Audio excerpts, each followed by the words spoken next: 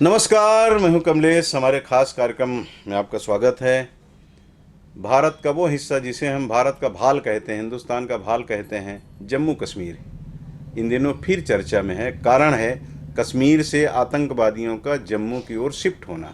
लगातार घटनाएं वहां हो रही हैं और प्रश्न चिन्ह लगाना शुरू कर दिया है कई राजनेताओं ने कि धारा 370 से पहले की भारत की उसकी स्थिति क्या थी जम्मू कश्मीर की, और वो बेहतर उसको कहते हैं। आज स्थिति 370 हटने के बाद बिगड़ी है, इस तरह की बातें कहते हैं। तो फिर स्वाभाविक है कि जो ऐसी बात कहेगा उस पर फिर क्रिया पे प्रतिक्रिया शुरू हो जाती है। तो प्रतिक्रियाएं पक्ष में भी आती हैं, विपक्ष में, ज़्यादातर तो विपक्ष में आती हैं। सबका ये मानना है कि धारा 370 हटाकर केंद्र सरकार ने बहुत अच्छा निर्णय लिया था, जिसके बारे में कहा जा रहा था कि उसको छूने की कोई हिम्मत करेगा तो हिंदुस्तान जल जाएगा। इस तरह की भाषा बोलने वालों के लिए बहुत करारा जवाब था। स्वाभाविक है कि जब कुछ होता है तो उसकी प्रतिक्रिया होती है। 370 हटने के बाद जो कुछ अब हो रहा है उसको लेकर के मन हुआ कि थोड़ी सी चर्चा की जाए। तो चर्चा किससे करें? जो उसके अच्छे जानकार हैं, और जानकार वो व्यक्ति ज़्यादा अच्छी जानकारी हमें आपको दे सकता है जो कश्मीर से वाबस्ता हो या उस इलाके से वाबस्ता हो जिस पर हम चर्चा कर रहे हैं। आपके जाने पहचाने चेहरे हमारे बगल बैठे हैं, श्री वी.के. धर साहब। फिर से कह दूं कि आपका कश्मीर से ताल्लुक़ है, आप पहले आ गए थे, लेकिन आपके रिश्तेदार आज भी कश्मीरी इलाके में रहते हैं, जम्मू कश्मीर में रहते हैं, उनसे लगातार आप संपर्क में रहते हैं, इसलिए इस विषय पर बहुत अच्छी जानकारी आपके पास आती है और आप जानकारी रखते हैं। और इस साइड बैठे हैं कैप्टन मुकेश अदलखा जी। आप कश्मीर में रह कर के भी आपने देश की सेवा की है फौज में रहते हुए, और एक फौजी होने के नाते जो होता है इनके मन में देश प्रेम का भाव कुछ हम लोगों से ज़्यादा ही होता है। तो कश्मीर में जब कुछ होता है तो इनकी बाहें फड़कने लगती है। इस विषय पर आप भी अपने विचार रखेंगे। आप दोनों का इस कार्यक्रम में स्वागत है। धन्यवाद। मैं आपसे ही बात शुरू करूंगा धर साहब। जब धारा 370 हटने की बात आती थी तो उस समय जो बातें कही जाती थी वहाँ के राजनेताओं की तरफ से, या जो भारतीय जनता पार्टी के या केंद्र सरकार के इतर जो पार्टियाँ हैं, वो लोग जिस तरह की भाषा बोल रहे थे, तो कुछ दिन की खामोशी के बाद 370 हटने के बाद थोड़ी दिन खामोशी रही और अचानक फिर जो स्थिति अभी बिगड़ी है।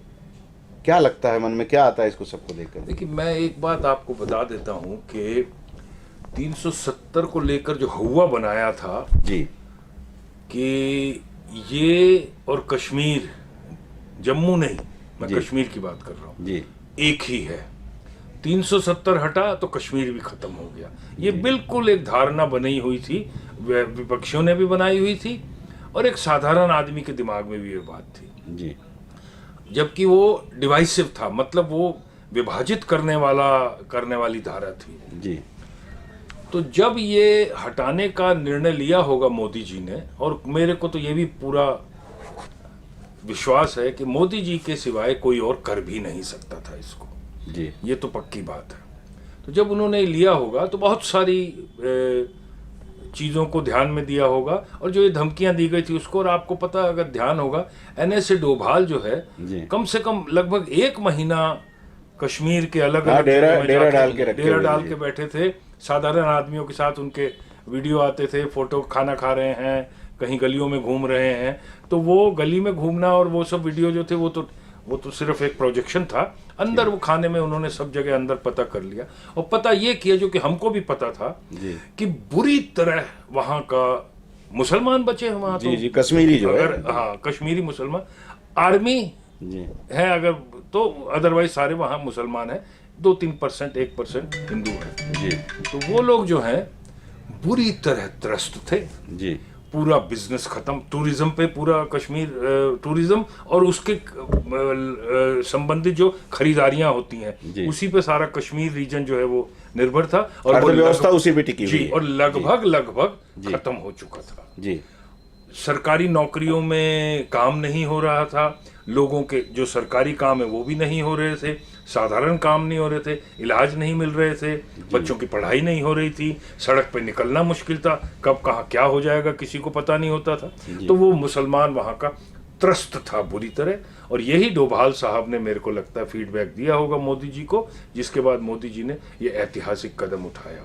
जी जी जी। और ये कदम उठाने के बाद सबसे बड़ी बात जो वहाँ पे जो हमको फीडबैक मिला कि लोग ये बोल रहे थे कुछ नहीं होगा। जी ये तो भले ही राजनेता जो भी कुछ बोलते, फीडबैक यही मिलता था, कैप्टन साहब का अपना फीडबैक होगा क्योंकि ये तो काम कर चुके हैं, कुछ नहीं होगा, बोले एक तिनका नहीं अपनी जगह से हिलेगा कोई।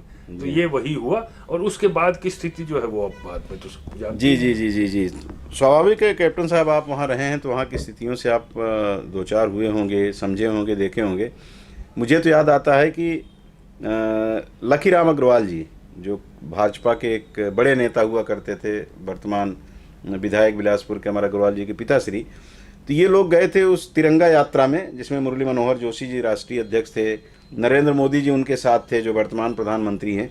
तो वहाँ से आने के बाद उन्होंने जो संस्मरण सुनाया था, मुझे याद है अग्रसेन कन्या महाविद्यालय के एक हाल में मैं भी उसको बैठ करके सुना था। तो वो जो दृश्य उन्होंने अपने बातों से जो बनाया था उसके हिसाब से ये था कि ऐसे लग रहा था कि वो जम्मू कश्मीर नहीं जा रहे हैं बल्कि पाकिस्तान जा रहे हैं या चाइना जा रहे हैं, हमारे दुश्मन राष्ट्र में, हमारे ही देश के एक हिस्से में जाने का उन्होंने जो वृत्तांत दिया था उसको सुन करके रोंगटे खड़े हो गए थे। उस समय कल्पना नहीं की जा सकती थी कश्मीर आज जो दिख रहा है 370 के बाद। आपने जब कश्मीर को देखा था तो कैसा था? नहीं, तब भी यही स्थिति 370 से थी। पहले ही देखे होंगे 370 से स्वाभाविक। पहले देखा मैंने। जब हम जाते थे वहाँ पे जो स्थानीय लोग वो तो परेशान रहते थे। कुछ लोग को हम छोड़ दें जो कि जिनकी मानसिकता ही विकृत हो और जो कि विदेशी फंड पे डिपेंडेंसी जिनकी हो, उनको अगर हम छोड़ दें, बाकी वो लोग भी एक परेशान थे कि हमारा टूरिज्म इससे ब्लॉक हो रहा है। जो एक आय के साधन उनके रहते हैं वो ख़त्म हो रहे हैं। आज उनका युवा जो है, कोई भी माँ बाप नहीं चाहेगा कि उनका बेटा गलत ट्रैक पे जाए। तो वो उनको वो डर था कि नहीं हमारा बेटा देखो गलत संगत पड़ रही है, गलत असर पड़ रहा है। क्यों? बच्चों को प्रलोभन मिल रहा है, आइए हम आपको इतना देंगे, इस तरीके से टेंड करेंगे, ये करेंगे, वो करेंगे। बच्चे भी बहक जाते थे। हाँ, पत्थर मारने के नाम पे रोज पैसा मिलता था। पैसा जी मिलता था उनको। जी। तो वो तो काउंटिंग उनके ऊपर नज़र रखी जाती थी भी हाँ ये कितने समय पे वहाँ पहुँचा और इसने कितने पत्थर मारे, पूरी काउंटिंग उनकी होती थी, पूरा रिकॉर्ड होता था जो हमने सुना, हमने महसूस किया। तो बच्चे बिगड़ रहे हैं। अब वही बच्चा जब बड़ा होगा तो अपने माँ बाप का भी क्या ख्याल करेगा कि संगति गलत उसकी हो रही है जी। और टूरिज्म उनका ख़त्म हो रहा था। अगर हम कुछ परसेंटेज को छोड़ के बात करें तो ज़्यादातर परसेंटेज जो रही है वह अमन प्रस्त थे। वो चाहते थे कि नहीं अमन हो और विकास हो। जी जी जी। और सब चीज़ वहाँ ध्वस्त हो रहा था। वहाँ कोई बाहर वाला मतलब आकर के इंडस्ट्री नहीं लगा पा रहा था, उसको भी परेशान करते थे। मतलब कश्मीर एक तरह से तबाह हो चुका था 370 जी। हटने से पहले की बात। जी। धर साहब, मुझे याद आता है कि एक सज्जन कोरबा में ही रहते हैं, उनकी बेटी का विवाह उन्होंने कश्मीर में किया। तो कश्मीर से बारात यहाँ आई थी, ACCL के JRC क्लब में वो कार्यक्रम था, मैं भी गया था उसमें। तो वो लड़की के जो ससुर थे उनसे मेरी चर्चा हुई थी। तो वो कहते कहते भावुक हो गए थे, बोले कश्मीर और हिंदुस्तान के बीच में एक रिश्ता बन रहा है। मैंने आपत्ति की उस पर कि भावुकता में आप ऐसी बात कह रहे हैं जो मुझे नागवार गुजर रही है कि कश्मीर और हिंदुस्तान के बीच में रिश्ता नहीं बन रहा है, बल्कि भारत के एक हिस्से कश्मीर और दूसरा छत्तीसगढ़ कश्मीर का रिश्ता बन रहा है, आप कहो तो उन्होंने संशोधन किया। बोले हम लोग सब साथ में रहते हैं, वहाँ आतंकवादी इस तरह की स्थितियों का निर्माण कर दिए हैं कि हम लोग अगर उनकी हाँ में हाँ बुलाते हैं तो पुलिस मारती है। वही जैसे नक्सलियों के बारे में कहा जाता है, उसी तरह की बात उन्होंने कही। मतलब कुल मिला के वो भारत के पक्ष में बात कर रहे थे। तो मैं आज तक नहीं समझ पाया कि छत्तीसगढ़ में आके इस तरह की बात कह रहे थे तो कश्मीर में भी करते थे कि नहीं करते थे। ये इसका अनुभव मुझे लगता है कि मेरे आपको को थोड़ा सा जख्म आपने कुरेद दिया। जी। 2-3 बातें बोलूंगा मैं। ये बात है करीब करीब आज से 50 साल से ज़्यादा होगा जी। 50-52 साल पहले की बात है। मेरे एक जीजा जी थे, उनके घर में बैठा हुआ था मैं, और इतने में उनके 3 मुसलमान दोस्त आए और वो बैठे, चाय वगैरह हुआ, सब हुआ। तो फिर पता चला इनमें से एक जो है वो पाकिस्तान से भी होके आए हैं। अरे सुनाओ यार पाकिस्तान का क्या हाल है। तो वो बोलता जन्नत है पाकिस्तान, जहाँ जाइए वहाँ दूध की नदियाँ बह रही हैं, किसी चीज़ की कोई कमी नहीं है, अमन है, सब कुछ है, एकदम प्रॉस्पेरिटी है, सब आगे से एक आगे बढ़ रहे हैं। खैर हमारे जीजा जी भी शांत होकर सुनते रहे और मैं भी शांत होकर मैं छोटा था बहुत, वो सब बड़े थे। अब जब वो जो दूसरे दो दोस्त थे वो चले गए। ये आदमी जो पाकिस्तान से आया था और ये जो मेरे जीजा जी बहुत ही पक्के, जो वो लंगोटिया वाले होते हैं ना वैसे दोस्त थे। अब जब वो चले गए तो उसको गाली दे के बोला, कमीने तो क्या बोल रहा है, क्या बकवास कर रहा था। बोला क्या करता है, ये दोनों बैठे हुए थे। मेरे को पाकिस्तान की तारीफ करनी पड़ी। तो ये एक स्थिति हो गई, ये बहुत पुरानी बात है। जी। दूसरी जो आप हिंदुस्तान वाली बात बोल रहे हैं ना, ये जो आप जिनके सज्जन ये मुसलमान होंगे जी, मुसलमान। हाँ, तो कश्मीर में हम बचपन से सुनते आए हैं कि हम लोग जो आते थे दिल्ली से, हम हिंदुस्तान से आते थे जी। वहां पे कश्मीर से जो भी बाहर से आया वो हिंदुस्तान से आता था, इसलिए वो हिंदुस्तान बोले। मैंने मुसलमान आपको बोला ना, तो वहां ये सीधी कि वो हिंदुस्तान है, हम अलग हैं, कश्मीर अलग है जी। और तीसरी बात, सबसे बड़ी बात यह है कि वहां का जो मुसलमान था उसने ही शुरू में इनको सपोर्ट दी थी आतंकवादियों को जी।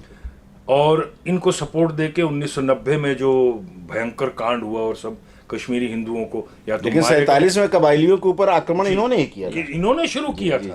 इन्होंने मारना शुरू किया। देखिए, उसका भी मैं आपको भेद बता देता जी। हूँ। वो कबाइली जो थे उन्होंने हिंदू मुस्लिम का भेद नहीं किया जी, और जो सामने पड़ा मारो। उन्होंने मुसलमान को भी उतना ही लूटा, उसकी औरत का भी बलात्कार किया जितना हिंदू के सामान लूटा, और हिंदू का बलात्कार किया। इसलिए ये लोग तिलमिला गए और सब, फिर शुरू में इन्होंने अटैक किया, फिर ये जम्मू, ये श्रीनगर आके खबर वगैरह दी, तब तो इतनी वो कम्युनिकेशन थी नहीं। और तीसरी बात में जो आपको बोल रहा था, शुरू में इन लोगों ने जो इस्लाम के नाम पे वहां पे हुआ है जी, सपोर्ट दिया, उसके बाद धीरे धीरे जब हट गए सारे हिंदू, अब किसको मारेंगे, तो इन्हीं को वापस मारना शुरू किया। ये एक बहुत बड़ी ट्रेजेडी हुई, जिसके कारण धीरे धीरे इनका मोह भंग हुआ सबका। और जो ये साहब बता रहे हैं कि तंग हो गए थे, बिल्कुल तंग हो गए थे। फाइनली भूखे मरने की नौबत आ गई थी, क्योंकि पाकिस्तान की सपोर्ट उतने तक ही थी जब तक आप आतंकवादी को सपोर्ट दे रहे। जब मोदी जी ने आतंकवादियों का ही सफाया करना शुरू कर दिया तो सपोर्ट बंद हो गई और बहुत बुरी हालत में थे। इसलिए 370 का वो प्रार्थना कर रहे थे कि 370 हट जाए, जिससे भारत की बहुत सारे जो कानून है वो भी लागू होने शुरू हो जाए, कुछ इन्वेस्टमेंट भी है। और डेफिनेट बात है कि भारत सरकार भी बहुत सारी इन्वेस्टमेंट भेजेगी, और भेजी, हजारों करोड़ की इन्वेस्टमेंट भेजी। आज कश्मीर में आप देखिए, आज अमन है। जी जी जी। जितना भी सब हो रहा है, क्योंकि उनको कश्मीरी मुसलमान सपोर्ट नहीं दे रहा है, इसलिए वो जम्मू की तरफ शिफ्ट हो गए। बिल्कुल बिल्कुल। उसके पीछे ये भी भाव है कि वो चूंकि वहाँ मुस्लिम बाहुल्य इलाका है, उसको छोड़ करके इधर हिंदू बाहुल्य इलाके में भी घुसे, इस तरह की भाव उनका है। आपने एक बात कही ना कि वो इनके जीजा जी के यहाँ पाकिस्तान गए हुए मुस्लिम लौट के बता रहे थे वहाँ दूध की नदियाँ बहती हैं, तो मेरे ध्यान में आ रहा था कि एक दिन एक सज्जन बता रहे थे, मैं कहीं सुना इसको, कि वो अल्लाह पाक ने जो कुरान में फरमाया है कि जन्नत ऐसी है कि जहाँ दूध की नदियाँ बहती हैं और सब एक दूसरे से बड़ी मोहब्बत करते हैं, ऋतुएं वहाँ 10 तरह की हैं, बहुत शानदार मौसम है। तो बोले वो हिंदुस्तान के लिए उन्होंने कहा होगा, क्योंकि ये सब कुछ हिंदुस्तान में ही है, विश्व में कहीं और नहीं है। ये खासियत बहुत जो है बहुत सुंदर बात कही। मैं 10 जगह इसका उदाहरण दूंगा जो नाम जरूर पाक रख दिया उन्होंने जी, लेकिन आज देखिए ना पूरा विश्व जानता है, और विश्व नापाक। मतलब जी, नापाक, और विश्व उनको किस नजर से देखता है सारे लोग जानते हैं, अच्छे से जानते हैं। जी। तो आज ये बात, उनकी इकोनॉमी जी, ध्वस्त, जी। कोई आगे वहाँ कोई सिस्टम नहीं है, जो जिसका राज चल रहा है चला रहे हैं।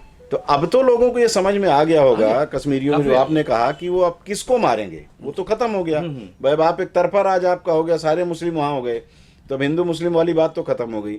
अब उनको ये दिख रहा होगा कि हिंदुस्तान बाहें पसारे हमारी तरफ खड़ा है, आपको दुनिया का सबसे बड़ा पुल बना के दे दिए, दुनिया भर के अभी बजट में भी उसका प्रावधान किया गया, बड़ी राशि उनको दी जा रही है। आप जो भारत के शेष हिस्सों में लाभ मिलता, तो लाभ वहाँ के लोगों को, अल्पसंख्यक को और अनुसूचित जाति जनजाति के लोगों को, पिछड़े वर्ग को मिलेगा, मुस्लिमों में भी हैं वो सब। तो वो आखिर अब तो उनको ये लग ही रहा होगा कि 370 हटा के आप लोगों ने वो काम किया जिसकी हम कल्पना करते थे, लेकिन वो साकार होता नहीं दिखता था। ये तो कर रहे होंगे लोग। एक देखिए ना, हर परिवार चाहता है कि मेरा बच्चा पढ़ लिख के बड़ा बने। अब वहाँ पर हमारा राइट टू एजुकेशन उस समय लागू नहीं था जी। आज कम से कम राइट टू एजुकेशन के तहत बच्चा पढ़ेगा, आगे बढ़ेगा। बहुत सारी सूचना पाने का अधिकार के तहत भी आपको जानकारी है उनको ना। आज कोई किसी के साथ कोई नाइंसाफी हो तो वो अपना राइट टू इन्फॉर्मेशन पे जा करके अपना ले सकता है, और इसके चलते, राइट टू इन्फॉर्मेशन के चलते वहाँ पे कम से कम अन्याय होने से बचेंगे, थोड़ा बहुत मतलब कंट्रोल होगा। जी जी। वो तो पहले यही होता था कि जम्मू कश्मीर को छोड़कर पूरे देश में कानून लागू होगा। कोई भी कानून आता था ना तो जम्मू कश्मीर को छोड़कर ब्रैकेट में कानून की लिखा रहता जी। तो ये दर्द तो जो वहाँ के लोगों का था वो तो खत्म हुआ। बिल्कुल। तो वो जो पाकिस्तान परस्त लोग रहे होंगे पहले, कभी रहा होगा उनके जहन में, उनको भी लगा हुआ साला कटोरा लेके तो अपने घूम रहा है, हमारी क्या मदद करेगा। अब तो वहाँ के अवेयरनेस आ गई ना जी। मीडिया के थ्रू, भाई वहाँ की क्या पोजीशन है और हम लोग किस नज़र से देखते थे और किस नज़र से क्यों देखते थे, क्यों उनको फीड किया जाता था कि भाई नहीं जन्नत है, पाक है जी। आज उनको पता है वहाँ की सिचुएशन। जी जी जी सर, जिस झेलम में, चिनाब में, रावी में खून की नदी पानी बहा करता था, अब उसमें शांति का जो माहौल अभी दिखाई दे रहा था, उसमें फिर से हिंदुओं की तरफ बढ़ने का, जम्मू की तरफ बढ़ने का जो इन लोगों ने अपना एक लक्ष्य बना लिया है, उसके कारण खून खराबा शुरू हो गया है। लगता है कि कुछ दिन अभी संघर्ष करना पड़ेगा क्या? देखिए, संघर्ष नहीं है, संघर्ष वो होता है आमने सामने का, वो हमारे आर्मी वाले ज्यादा अच्छे से हाँ, ये तो सीधे, ये तो गुरिल्ला है जी। उनकी तरफ से छुप के मार हो रही है, जो भी जहां भी हो रहा है, कहीं पे भी सामने तो नहीं हो रहा है जी। तो छुप के जब आप वार करते हैं तो या तो आप बुजदिल होते हैं या आपको बहुत ज्यादा कमजोरी होती है। तो यहाँ तो दोनों चीज है, वो बुजदिल भी हैं और वो कमजोर भी हैं। तो इसलिए मैं तो ये मान के चल रहा हूं कि अगले 3 से 4 महीने के अंदर फिर निर्णायक होगा। एक आध पाकिस्तान के ऊपर सर्जिकल स्ट्राइक एक और जरूरी हो जाएगी। अब मैं एक थोड़ा सा मुद्दे से हट रहा हूँ, पता नहीं ये सच है कि झूठ है, मेरे को नहीं पता। एक बहुत ज़्यादा ये पोस्ट चल रही है व्हाट्सएप पे, इसलिए व्हाट्सएप की हर चीज़ का विश्वास भी नहीं करना, कि इमरान खान के वकील ने एक रिट दायर करी है कि इमरान खान जो है वो बवासीर के मरीज हैं और इसलिए जो पुलिस कस्टडी में या जेल में जो बलात्कार होते हैं वो इनके साथ ना किया जाए। तो क्या ये सच होगा? कोई बड़ी बात नहीं, पाकिस्तान में कुछ भी संभव। वो एक्स प्रेसिडेंट प्राइम मिनिस्टर है, मतलब पुराना वो प्रधानमंत्री है, और वो उसके लिए एक वकील को, अगर ये सच है तो इससे दर्दनाक और इससे शर्मनाक और इससे नीची गिरी हुई हरकत हो ही नहीं सकती। मतलब वहां जेलों का क्या हाल है, इसका मतलब औरत तो क्या, आदमी भी सुरक्षित नहीं है वहां पे। तो उस पाकिस्तान को भी अगर कोई आज सपोर्ट करता है, उस पाकिस्तान से साथ बात करने की कोई सपोर्ट करता है, उस पाकिस्तान को मदद करने की कोई सपोर्ट करता है, मैं उससे बड़ा देशद्रोही और उससे बड़ा नीच आदमी नहीं मानता। बिल्कुल बिल्कुल, पाकिस्तान तो अपने ही अलाव पे बैठा हुआ है, आग ज्वालामुखी के मुहाने पे बैठा हुआ है। अब ये खबर आ रही है ना कि पाकिस्तान का पश्चिमी इलाका बलूचिस्तान से लगा हुआ, जहां बताते हैं कि 13-14 हजार लोगों को मार डाला फौजियों ने। अभी चल रही है खबरें। जी जी जी। बलूचिस्तान जल ही रहा है। सिया सुन्नी का विवाद जब देखो तब होता है, कभी भी मस्जिद में बम फेंक देते हैं। महंगाई वहाँ चरमोत्कर्ष पे है। इन सारे हालातों को देखते हुए भी लोग, जो जम्मू कश्मीर के जो लोग भी अभी पाकिस्तान की तरफ हमदर्दी भरी नज़रों से देख रहे होंगे, मुझे लगता है कि आर्मी को सबसे पहले उनकी आंख फोड़नी चाहिए। वो तो है ही, आप सही कह रहे हैं, लेकिन जो देख रहे हैं उनकी तरफ, वो उनकी तरफ सहानुभूति से नहीं देख रहे या वो किसी और उद्देश्य से। उनका मेन उद्देश्य है फंडिंग जो आ रही विदेशी ताकतों से, जो भाई नहीं इस देश की शांति को अशांति में बदलना। अब देखिए 370 जब धारा हटी, उसके बाद कितना अमन चैन आ गया था। कहीं बहुत समय तक कोई आतंकवादी हम घटना नहीं सुने। अभी अचानक जो बढ़ा, क्योंकि वो भी विदेशी ताकतों को अच्छा नहीं लग रहा कि भाई नहीं, इससे तो नाम हो रहा है इनका कि भाई 370 धारा हट गई और शांति हो गई, तो इसलिए भी वो लोग थोड़ा डिस्टर्ब करना चाहते। और मोदी जी तीसरी बार पदासीन हो गए, वो भी तो नहीं पदासीन हो गए। और जब इसका मतलब जैसे सर्जिकल स्ट्राइक टाइप का कोई हरकत होगी, तब फिर उनके समझ में आएगा कि नहीं, अब हमें पंगा नहीं लेना चाहिए। जी जी जी। ये भी तो कहा जाता है कई बार कि गाजा जैसी स्थिति पैदा कर देंगे। पाकिस्तान के कुछ लोगों ने कहा भी था कि जैसे वो अभी फिलिस्तीन और इजराइल के बीच में चल रहा है ना गाजा पट्टी को लेकर के विवाद, वैसे ही विवाद भारत में कश्मीर को लेकर के चलेगा। लंबे अरसे तक संघर्ष करेंगे, वो फ्रीडम फाइटर बनेंगे, सब तमाम बातें करते हैं। ऐसा नहीं कर पाएंगे, क्योंकि देखिए जो वहाँ के मुसलमान हैं वो जाग चुके हैं, समझ चुके हैं कि आज उनका भला किसके साथ है। प्रिंस साहब, मैं आपकी बात काट रहा हूँ, जब हालात इस तरह के हों कि पाकिस्तान से आतंकवादी हमारे देश में आ रहे हों, तो स्वाभाविक है कि वो जो बोलते हैं ना, क्या वो स्लीपर सेल, क्या है शब्द से, तो वो अगर हिंदुस्तान में नहीं है, वो जम्मू कश्मीर में नहीं है, तो उनको मदद कौन देता है फिर? नहीं, कुछ तो स्लीपर सेल रहते हैं। तो इसका मतलब है कि वहाँ समर्थक हैं उनके अभी भी? नहीं, समर्थक हम नहीं कह सकते जी स्लीपर सेल मतलब वो जो इनके फंडिंग पे डिपेंडेंसी जिनकी है, जी। जिनको पैसा दिया जा रहा है इफरात का, जहाँ 20,000 देना, लेकिन हैं तो भारतीय ना वो? हैं भारतीय, जी। बिल्कुल भारतीय हैं, जो बेरोजगार हैं और इस तरीके की हरकतें में उनको अच्छा लग रहा है, इसमें पैसा आ रहा है, अपने शौक पूरे कर रहे हैं, वो लोग स्लीपर सेल बने बैठे हैं। तो फिर इनके साथ जो आर्मी करती है, तो हालांकि अब मानवाधिकार वाले नहीं बोल रहे हैं, लेकिन वो होता है ना कि अगर जिस घर में घुस गए, वार्निंग दिए, नहीं निकले तो घर को उड़ा दो। बिल्कुल, जहाँ तो पकड़ाई पहले में- ये नहीं होता था, लेकिन अभी हो रहा है। अभी होगा, क्यों? जी। अभी जहाँ पकड़ाई में आएंगे तो वो बच नहीं पाएंगे।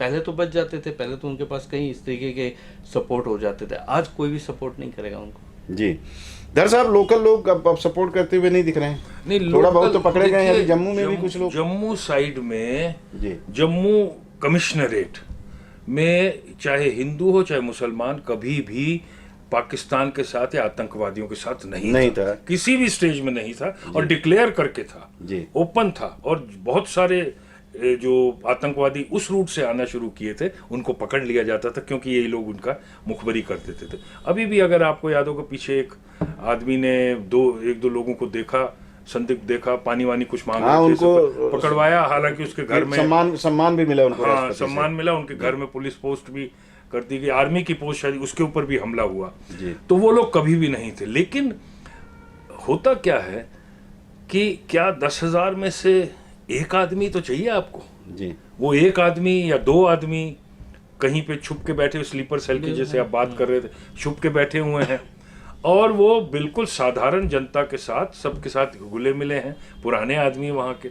उसमें उसका बेटा अचानक कहीं खराब निकल गया, कोई नहीं उसको कुछ कर सकता। तो उसी तरह के कुछ लोग जो हैं वो अभी भी हैं, डेफिनेटली हैं, और वो पूरे संसार में है, सब जगह। वो कश्मीर, जम्मू कश्मीर की नहीं बात, वो छत्तीसगढ़ में भी बैठे तो हैं, मीर जाफर जयचंद हर काल में रहे हैं। जी लेकिन वो बंगाल में भी है, असम में भी है, यूपी में भी है। लेकिन उनकी लाइफ बहुत शॉर्ट रहती है, बहुत जल्दी बिल्कुल पकड़ाई में आप आ सही जाते है, हैं। लेकिन वो क्यों? हमारे आज को की हरकत उनकी छुप गई, कल की छुप गई, कितनी करेंगे? 10-12 नुकसान हरकत तो कर देखिए, पाएंगे, तब अगर तक- आदमी का हाँ, जब तक पकड़े नहीं जाते तब तक तो जी। आदमी तब तक का लोगों एक की भी नजर जवान पे शहीद संदिग्ध होता हो है गए। ना, हमको इधर हिट करता है, हिट कर, सीधी नहीं सी वो बात तो है। हिट। तो अगर उसकी मुखबिरी के कारण 4 आर्मी के आदमी मर गए, 4 हमारे साधारण नागरिक मर गए, हिट तो करता है ना तो साहब। बहुत जी बस नहीं, वही बात बहुत है। बड़ा और भले ही नुकसान होता आपने है। उसको बाद में उसको एलिमिनेट कर दिया, हाँ। गिरफ्तार कर लिया, 36 उसके और साथियों को भी कर लिया, लेकिन जो और 36 बैठे हुए हैं कहीं पे और छुप के, वो बहुत मुश्किल हो जाता है। जो दिखाता नहीं है अपनी इंटेंशन कभी भी जी कि मैं तो हमेशा आपके साथ था, लेकिन अंदर से मेरे कुछ विद्रोह चल रहा था, गलत सही वो अलग बात होती। ऐसे लोगों के वो, लेकिन वो भी बहुत, जैसे बता रहे, बिल्कुल एलिमिनेट हो रहे हैं, और बहुत जल्दी हो सकता है अगले 3 से 4 महीने के अंदर अंदर ये साफ हो जाएंगे। और इनको So, क्या है, जी। पकड़ा भी जाता है, मतलब जैसे जो पकड़ाई में कोशिश रहती है आर्मी की कि उसको हम जिंदा पकड़ें, हाँ। ताकि जिंदा पकड़ेंगे तो हम भेद इंट्रोगेट निकलेगा। करके उससे पता चलेगा। और लिंक कई बार इसमें सफलता भी, बहुत अच्छी सफलता मिलती है। कई ऐसे लोग पकड़ाई में आ जाते हैं जिन पे कोई आस पड़ोस वाला भी शक नहीं कर सकता। जी जी जी जी बिल्कुल बिल्कुल होता है ऐसा। और एक बात और आती है कैप्टन साहब कि जब एक जगह पुलिस का या आर्मी का दबाव बनता है, तो वहाँ से लोग निकल के दूसरे इलाके में चले जाते हैं, और वो चूंकि उनकी आदत ऐसी, उनकी फितरत ऐसी होती है कि अच्छा काम नहीं कर सकते। वो जो काम वहाँ करते थे वही काम यहाँ भी करेंगे, तो चाहे मणिपुर हो चाहे पश्चिम बंगाल हो, यहाँ भी जाके लोग अगर ऐसी हरकत कर रहे हो तो कोई बड़ी बात नहीं, कोई बड़ी बात माहौल बनाते हैं अपने माहौल ढंग से। बना लेते हैं। वही मैं आपको बताया ना कि लाइफ लॉन्ग नहीं रहती। मैं तो उनसे भी बोलूँगा जो अगर वो कहीं सुन रहे हो, तो भाई आप लोग अभी भी, आपको मौका है, अपना रास्ता चेंज करो। आप लॉन्ग लाइफ तक नहीं जी पाओगे, क्योंकि आज नहीं कल आप निश्चित रूप में पकड़ाई में आओगे, और जहाँ पकड़ाई में आओगे तो आपके साथ वह दुर्दशा आपकी होगी। फिर आप बहुत पछताओगे कि मैंने बहुत गलत स्टेप या तो मारे जाओगे या अंदर हो जाओगे, नहीं मारे, बाहर नहीं आओगे। और अंदर भी होंगे तो तरीके से, मतलब आपके साथ जो व्यवहार किया जाएगा, आप सोचोगे मैंने बहुत बड़ी गलती की, मैं इतना बड़ा मुझे दंड मिल रहा है। तो यही आर्मी का भी प्रयास रहता है, फोर्स का प्रयास रहता है कि हम उसको किसी भी तरीके से जिंदा पकड़े। वो तो जो कहा गया है ना कि लम्हों ने खता की सदियों ने सजा पाई, तो एक करता है तो उसकी पीढ़ियों को उसको भुगतना पड़ता है, ये तो वो भी जानते हैं। लेकिन वो जजबाती तौर पर कई जैसे बार होता है, कई प्रलोभन में होता है। मुंबई हमले में एक कसाब पकड़ा गया, तो सारे के सारे भेद निकल खुलते गए। गए। नहीं तो वो तो यहाँ तो ये भी षड्यंत्र हो गया था कि ये तो हिंदू बांध के आया आतंकवाद। था कलावा, जी। ये तो आरएसएस ने करवाया है, सरकार को हाँ, बदनाम तो करने के लिए। षड्यंत्र के तहत सब कुछ किया जा रहा कर्नल था। पुरोहित, साध्वी, ये सब यस, अंदर हाँ, ही उसी काफी उसी में फंसे थे। उसी में। और एक बात और, जो रोहिंग्या की बात आती है, कश्मीर में खूब बसाया गया, क्या है ये? जम्मू कश्मीर, जम्मू में, कश्मीर में देखिए, ये भी एक षड्यंत्र था। जम्मू में बसाए गए हिंदू इलाके में, कश्मीर में एक भी नहीं रोहिंग्या के। नहीं है। और वहां 50,000 बसाए गए थे। वो बता रहे हैं अगले 8-10 साल में वो 3 लाख हो गए थे। अब कैसे हुए ये नहीं पता मेरे को। नहीं, वो तो खैर ठीक है, उनके यहाँ तो वंश और वृद्धि वाला उन्होंने चलता ही है। फिर उसके बाद धीरे धीरे वो निकलने शुरू हुए वहां से। और उसके बाद जो हो सकता है कि बहुत सारे जो पकड़े जा रहे हों या गलत काम करे वो रोहिंग्या हों, जो अपने देश का नहीं, वहां से मार के भगाए गए हैं बर्मा से। बंगाल ने उनको नहीं, ये बांग्लादेश ने नहीं लिया उनको, वो दूसरी जगह फैल गए। उस भारत ने भी नहीं लिया था। लेकिन हमारे बहुत बड़ा बॉर्डर है और एक आदमी 2 आदमी को एक दिन में धीरे से निकाल देना कोई बहुत बड़ी बात नहीं होती। और पिछले 8-10 साल में सैकड़ों हजारों बांग्लादेशी और रोहिंग्या आए हैं, वही वहां पे ज्यादा कर रहे हैं। मतलब जी जी जी जी, जैसे हमारे यहाँ कहा जाता है ना कि कुछ जातियां ऐसी होती हैं जिनको खाना बदोश कहा जाता है, और ये कहा जाता है कि जराइम पेशा होते हैं, पुलिस की भाषा है कि ये जराइम पेशा है, मतलब आपराधिक प्रवृत्ति के लोग ही होते हैं। तो रोहिंग्या भी क्या 100% अपराधी हैं क्या? बताया तो यही जाता है, मानसिकता तो उनकी ही बताया तो यही जाता है जी। अधिकांश जो उनके परसेंटेज आप जहाँ पर भी देखिए, म्यांमार में जो उनने हरकतें की, वहाँ से किस तरीके से उन लोग का भगाया गया। और अगर कोई देश उनको लेता है तो ये तो गलत करता है। अब वो जिस तरीके से आते हैं, और जो भी कोई राजनीतिक पार्टी अपने लाभ के लिए, वोट बैंक के लिए उनको अगर संरक्षण देता है, तो वो राष्ट्र के साथ तो बहुत गलत करता है और अपने ईमान के साथ तो बहुत गद्दारी करता है। बिल्कुल बिल्कुल बिल्कुल। तो वापस उन्हीं को मारेंगे, वापस उन्हीं को। हाँ, वो तो भस्मासुर है। वो जो आशीर्वाद दे रहा है उसी के ऊपर कब हाथ रख देंगे, भरोसा नहीं है। तो ये जो मैं बात कर रहा था कि मणिपुर में या असम की तरफ या पश्चिम बंगाल की तरफ भी इनके कहीं न कहीं स्लीपर सेल सक्रिय हो गए हों, वहाँ दबाव बना है, तो ऐसा कभी लगता है क्या, मन में आता है? देखिए, मणिपुर और पूरे देश को प्रभावित करता है। मणिपुर और पश्चिम बंगाल में स्लीपर सेल नहीं है, ओपन है सब कुछ। वहाँ कोई छुपाने की जरूरत ही नहीं। अभी देखिए ना, एक सुरंग पकड़ी गई, केवल 40 मीटर की सुरंग थी वो, और वो बांग्लादेश में खुलती थी। तो ऐसी कितनी सुरंगें होंगी? ये तो बाई चांस पकड़ा गया, तो एक ऐसी मामले के कितनी कारण सुरंगें पकड़ा होंगी? गया। और उन सुरंगों से कितने लोग आ रहे हैं वो कभी आप पता नहीं लगा सकते, क्योंकि कोई बताने वाला है। आसपास सारे उनके अपने आदमी है, बताने वाला भी कोई नहीं। अगर यहाँ हमारे यहाँ जैसे कोई घूमता हुआ दिखता तो मैं तो रोकता हूँ उसको, आप भी रोकते होंगे, आप भी रोकते होंगे, टोकते तो होंगे ही कम से कम। वहाँ कोई टोकने वाला भी नहीं है। अब मणिपुर में भी यही हाल है। मणिपुर में तो बहुत जबरदस्त बंगाल से, ये बर्मा से इन्फिल्ट्रेशन होती है, वो तो आर्मी वाले हैं, जानते होंगे ये। आसाम में भयंकर इन्फिल्ट्रेशन हुआ है। तब हम छोटे हुआ करते थे, जब वो फुकन और मोहंता, इन लोगों ने संसार का रिकॉर्ड पीसफुल प्रोजेक्ट आंदोलन किया था। लगातार कितने साल चला था, एक भी असम गण परिषद ऐसा कुछ था इन लोगों का नाम है, असम गण परिषद, एक भी वायलेंस नहीं थी इनकी, और फाइनली जीते थे ये। लेकिन आपस की लड़ाई के मारे फिर हो गए। तो ये भी बेसिकली वही था, रोहिंग्या और बांग्लादेशी मुसलमान जो इन्फिल्ट्रेशन हो रहा था उसके विरुद्ध में ही किए थे। और वो सबको धीरे धीरे बंगाल में बसा, ये कश्मीर में बसा दिए, जम्मू में। और वो वही लोग आज सब कर रहे हैं, गड़बड़ कर रहे हैं। हालांकि थोड़ा सा विषय अंतर होगा, लेकिन उसको मौजू भी कह सकते हैं कि हम 370 की बात करते करते पश्चिम बंगाल चले गए। मैंने एक उल्लेख किया था ना कि एक सज्जन यहाँ शादी में आए तो उन्होंने कहा था कि कश्मीर का और हिंदुस्तान का रिश्ता बन रहा है। तो मैं भी कुछ दिन पहले अखिलेश यादव उनके कार्यक्रम में शामिल हुए थे, ममता बनर्जी के, तो मैं उनका भाषण सुन रहा था जिसमें संभवतः इसी तरह के शब्द थे उनके कि पश्चिम बंगाल के साथ हिंदुस्तान के रिश्ते। भाषा इनकी भी वही थी। तो ये वहां से मुस्लिम राष्ट्र की भी बात उठ रही है, बंगाल को अलग करने की भी बात उठ रही है। तो ये तो देश को तोड़ने वाले हैं। सिर्फ और सिर्फ मैं सत्ता में बना रहूं या बनी रहूं, इसके लिए मेरे को कुछ भी करना पड़े, मैं तैयार हूं उसको करने का। तो ऐसे लोगों को तो तभी तो जो भी वहां से बांग्लादेश से आ रहे हैं उनका देखिए आधार कार्ड बन रहा है, सब कुछ बन रहा है। हाँ बिल्कुल। और वहाँ की मतलब बिना मिली भगत को तो नहीं बनेगा अपना वोट बैंक।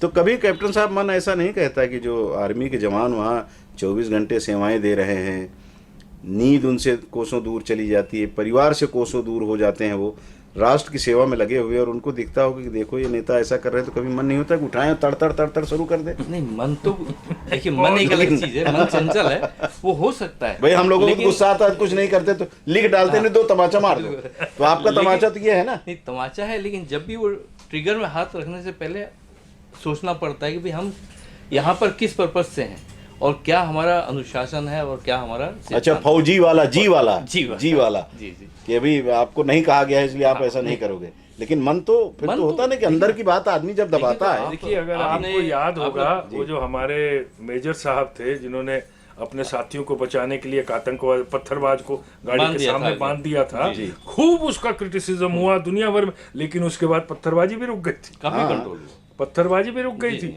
वो हमारे मेजर थे ना, वो हाँ, मेजर। मेजर साहब ने जो किया, और बाद में बोला मेरे को मेरे साथियों को बचाना था, which was my primary aim, बगैर गोली चलाए, अदरवाइज मैं गोली चला के भी बचा सकता था उनको, लेकिन मैंने कहा इससे सबकी जान बच जाएगी और मेरे साथी भी बच जाएंगे। तो ये जैसे जो कठोर, कंट्रोल भी जी, ये जो कठोर कदम है, ठीक है, कानून तो नहीं कहता आपको, या आपके आर्मी के अधिकारी आदेश नहीं दिया था किसी ने कि भाई मेजर साहब आप उसको बांधो और लेके जाओ, लोगों को बचाओ। उन्होंने किया, एक प्रयोग किया। तो ऐसा प्रयोग तो यहाँ भी हो सकता है कि भाई ठीक है, कुछ भी हो, आपको जो सजा देना हो तो ये देश के दुश्मन हम इनको माफ नहीं करेंगे, मारो सालों को गोली, इस तरह का भाव तो आता होगा मन में। भाव एक अलग चीज और कई बार मार भी देते होंगे, ठीक है, मैनेज भी किया जाता होगा, चलो नहीं, यार होता है, साला कोई इंसिडेंट साधु ऐसे- सन्यासी को थोड़े मारे हैं। नहीं, इंसिडेंट ऐसे अपन नहीं काउंट कर पाएंगे कि ऐसा भी कुछ हुआ होगा, लेकिन ये भाव आना और अपने आप को नियंत्रण करना, सबसे पहले नियंत्रण किया जाता है। आर्मी की जो ट्रेनिंग रहती है वो ऐसा बिल्कुल रग रग में भर दी जाती है कि आपने नेशन को फर्स्ट रखना है। कोई भी बात आए, मतलब नेशन पे आंच नहीं आनी चाहिए। अब ठीक है, वो गलत कर रहा है, उसको सजा देने का अधिकार किसको है? प्रशासन को है, न्याय को है, लेकिन वहां तक वो बातें अपनी पहुंचाते हैं। जी, जैसे हम लोग की बातें होती है तो मतलब बड़ा मारना होता होगा अपने आप को, ऐसी अपने आप को स्थिति बनती control- होगी। बहुत कल्पना करते हैं अपन वो control कि अपन करना यहाँ बहुत बैठे ज्यादा बैठे कैमरे के सामने बिल्कुल जब अपना खून खौलने लगता है, कंट्रोल करना तो मुश्किल उस समय होता है। सामने से देख रहे हैं कि देखो आ रहा है, हम उसको मार नहीं सकते क्योंकि ऑर्डर लेना पड़ेगा। ये सब और- बातें जी, होती जी हैं। जब जैसे मैच में बैठे हैं, किसी के सामने, जैसे मेरे सामने कुछ ऐसी हरकत हुई, जब हम मैच में बैठे हैं अपना एंजॉय कर रहे, तो उस समय नहीं यार देखो उसने बहुत गलत किया था, इसलिए हम लोग बंधे हुए हैं, कुछ नहीं कर सकते। जी, चलो हम लोग क्या अपनी रिपोर्ट तो आगे पहुंचा सकते हैं, अपने व्यूज़ को तो हम आगे पहुंचा सकते हैं, वो अपने व्यूज़ अपन आगे पहुंचाते हैं, धीरे धीरे ऊपर तक जो बातें जाती हैं फिल्टर हो करके, और उस पर कोई एक्शन होता ही एक्शन, ऐसी बात नहीं नहीं है। तो इस पे भी तो होता होगा कि अभी जैसे कुछ लोग मारे गए, हम्म। हमारे जवान, एक अधिकारी समेत, तो जो लोग उनके साथ रहे होंगे उनको भी जब मौका आतंकवादियों को मारने का मिलता होगा तो 2-4 और मारते होंगे ऊपर से, मर गया साला फिर मारो। नहीं, देखिए, वो तो गोली नहीं जहाँ मारते, पकड़ाई- लेकिन तोड़ते तो जरूर होंगे। जी, जहाँ- जोड़ना भी चाहिए। जहाँ तोड़ते पकड़ाई में तो आ गए, जरूर होंगे। जहाँ- वो जो बोल बिल्कुल। रहे हैं ना, वो एक बार अगर वो आ गया तो फिर उसके बाद वो जिंदगी भर अब मैं ये काम नहीं करूंगा, करूंगा, बहुत और गलत काम कर दिया मैंने। वो बाध्य हो जाएगा A to Z चीज उगलने के लिए, मतलब इस तरीके से उसको प्रताड़ित किया जाएगा, तोड़ाई करना तो पड़ता होती है। होगी, इसमें कोई अगर शक आप की बात प्रताड़ित नहीं नहीं। करोगे तो उसे आप उगलवा नहीं सकते। हाँ भाई बात साहब कैसे बताओ, बोलने निकलेगी? से थोड़े कोई नहीं बोलेगा। बताएगा। जी, तो वो सब किया जाता है, वो हर एक की उसमें नॉर्म्स में रहते हैं, उसकी भी ट्रेनिंग हम लोग के यहाँ होती है कि भाई आपको कोई इंट्रोगेट करना है तो कैसे करना है, कैसे कैसे आपको लेवल हाई पे जाना है, और वो बचता नहीं है कि वो सोचेगा कि मैं अपने आप को कंट्रोल कर लूंगा, नहीं कर आपने अंग्रेजी बोली ना, उसकी लाइफ शॉर्ट हो जाती है। शॉर्ट हो जाती है, वो तो हो ही जाती है। हाँ, वो जैसे फिल्मों में बोलते हैं 4 इंच छोटा कर देंगे। छोटा कर देंगे। जी, तो वो वैसे ही है, वो एक अलग भाषा है आर्मी की। चलते चलते क्या देख रहे हैं आप धर साहब, कश्मीर में 370 के पहले के जो हालात थे काफ़ी कुछ सुधरे, फिर बिगाड़ने की कोशिश हो रही है, तो एक मन में चलता होगा ना कि साल 2 साल 4 साल 5 साल कितना दिन तक हमें ये भोगना पड़ेगा कि हमारे वहाँ जो जम्मू के शांत प्रिय लोग हैं, उस पत्थर में, शांत झील में जो पत्थर मारा जा रहा है, वो पत्थर मारने वालों के हाथ कट जाएंगे और बिल्कुल शांति अमन बिल्कुल मैं एक बरकरार हो चीज जाएगा। जानता हूँ, देखिए बहुत सही प्रश्न आपने किया है कि ये इतने सालों का पीछे का एक ये गंदगी और कूड़े का ढेर पड़ा हुआ था वहां पे, उसको साफ करते में और बदबू आ रही है बड़ी जोर से। जी। तो इसलिए जो भी लोग भी अंदर घुस रहे हैं थोड़ा बहुत कॉशियसली घुस रहे हैं, मैं आपको साफ बताऊं। हालांकि हमारे सैकड़ों हिंदू कश्मीरी जो हैं चले गए हैं, जिनके पास कुछ और नहीं था, तड़प रहे थे अपने वापस मादरे वतन जाने के लिए, तो फिर भी उसमें से भी उनको मार रहे हैं कुछ, लेकिन वो भी करीब करीब रुका हुआ है। जी, तो समय के साथ जैसे जैसे वो कूड़े का ढेर हटता जाएगा, बदबू हटती जाएगी, वहाँ पेड़ उगेंगे, फूल उगेंगे, तो समय लगेगा लेकिन बहुत जल्दी ठीक होगा। मेरे को लगता है और 4 से 5 साल के अंदर अंदर मोदी जी का जब 2029 में मोदी जी जब फिर आएंगे चौथी बार तब वो ठीक हो जाएगा। जी क्यों कैप्टन साहब, ऐसा कुछ अपन अपने तस्वीर में, अपने ख्याल में? नहीं, सुधार आ रहा है और निश्चित तौर पे हम लोग उस तक पहुंचेंगे। जैसे हम कहते हैं कि एक विश्व गुरु जो की ओर भारत बढ़ रहा है, वह तभी संभव हो पाएगा जब अमन और शांति हमारे यहाँ होगी। बिल्कुल बिल्कुल। और मुझे तो ऐसा लगता है कि 370 हटने के बाद जो इनके मददगार थे, उनके सबके फड़फड़ाने के दिन हैं। और जो फड़फड़ाते हैं तो उनके जो लोग यहाँ भी हमारे भारत में बैठे हुए हैं, जम्मू कश्मीर वाले हिस्से में, वो भी फड़फड़ा रहे हैं। मतलब दिया बुझने से पहले जो फड़फड़ाता है ना, वो स्थिति इनकी है। अब देखना है कि वो दिए में जो तेल थोड़ा बहुत बचा होगा वो कितना दिन तक इनको फड़फड़ाने के लिए ऊर्जा प्रदान करता है, कब तक चलेगी। जी जी। लेकिन यह है कि दिया बुझने को है, वो समय जो आपने कहा कि साल 2 साल 3 साल 4 साल लग सकता है, और उसके बाद फिर वही स्थिति होगी जो किसी बादशाह ने कहा था ना, मुझे याद नहीं आ रहा है, जिसमें अरबी में कहा था या पश्तो में, कि दुनिया में अगर कहीं स्वर्ग है तो कश्मीर में जन्नत है, तो कश्मीर में ये। तो वहाँ के लोगों को इसको समझना होगा, इस वाक्यांश को, और समझ करके जहाँ भी उनको कोई संदिग्ध दिखे उसके खिलाफ में कार्रवाई की उनको आगे योजना बनानी होगी। नहीं करेंगे तो भोगेंगे वही लोग, दूसरा कोई थोड़ा भोगने जाएगा। जन्नत है तो जन्नत को आगे और शेप देना। तो जन्नत में तो हूरें रहती हैं बिल्कुल। वो उस हूर की तरफ बात नहीं कर रहा हूँ। हाँ। हमारे यहाँ उसको कहा जाता है कि परियां रहती हैं, अप्सराएं रहती हैं, और वहाँ बड़ा सुकून होता है, वहाँ देव रहते हैं। तो अपने आप को देव ही मानो ना भाई। आप अपने आप को इबलीस की औलाद मत बना लो। इबलीस इनके यहाँ एक ऐसे शख्स का नाम लिया जाता है जिसको बड़ी घृणा की नज़र से देखा जाता है। तो आप भी पीर फकीरों की तरह, देवताओं की तरह अपने आप को मान लें, और वहाँ की जो अमन, वहाँ की जो शांति थी, उसके मुताबिक आप वहाँ के माहौल को अगर बना लेंगे, तो मुझे लगता है कि इस विषय पर हम जैसे लोगों को चर्चा करने के लिए, कश्मीर से जुड़े हुए लोगों को या कश्मीर के बारे में जानकारी रखने वालों को बैठा करके चर्चा करने की ज़रूरत नहीं होगी। ईश्वर करे वो दिन आए कि हम लोगों को इस तरह की चर्चा करने की स्थिति निर्मित हमारे सामने न हो। चलिए विराम देते हैं इस खास कार्यक्रम को यहीं पर। बहुत बहुत शुक्रिया आपको कार्यक्रम देखने का, और बहुत बहुत धन्यवाद सर आप दोनों का इस कार्यक्रम में शिरकत करने के लिए समय निकालने। बहुत बहुत शुक्रिया। जय हिंद, जय भारत, जय माँ भारती।